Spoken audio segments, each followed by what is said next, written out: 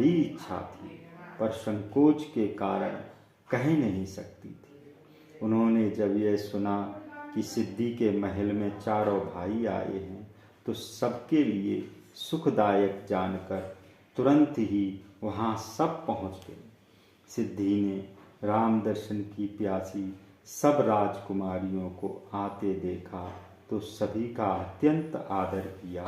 उस समय सिद्धि का महल सुख का भंडार हो गया। श्री रामचंद्र जी के मड़ियों के मोर पर मोतियों की अनोखी कलंगी ऐसी अत्यंत शोभित है कि राजकुमारियों की बात ही क्या, मुनियों के मन भी मोहित हो जाते हैं। सभी राजकुमारियों ने मन शोभा देखकर क्षुब्ध हो गए, वे विवश हो गए और तन मन की स्थिति भुलाकर चकित होकर झकी सी रह गई। जो स्त्रियां अपना रूप अनुपम मानकर स्वयं घमंड में भरी रहती थी, वे भी राम जी के मुख का सौंदर्य देखकर बिना मोल ही बिक गई।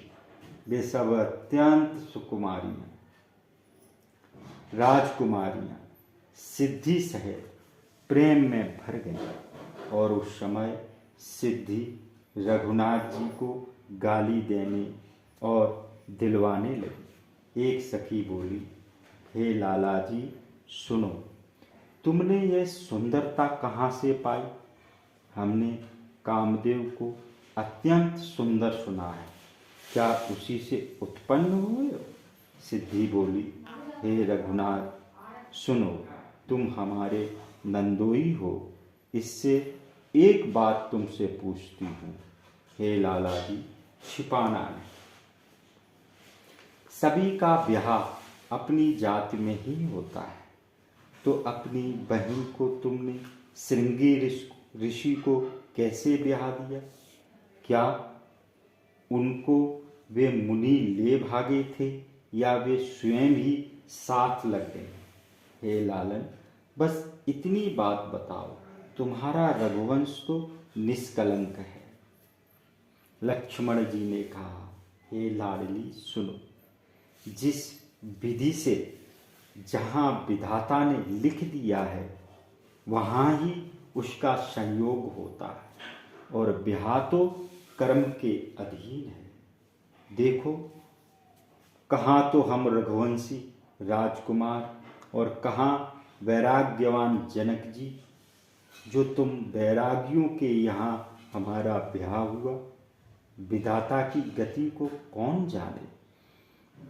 और भी एक हंसी की बात हृदय में आती है और सबको आश्चर्य भी है कि तुम सिद्धि और तुम्हारे पति लक्ष्मी निधि दोनों स्त्रीवाचक हैं, सो स्त्री से स्त्री का ब्याह कैसे हुआ?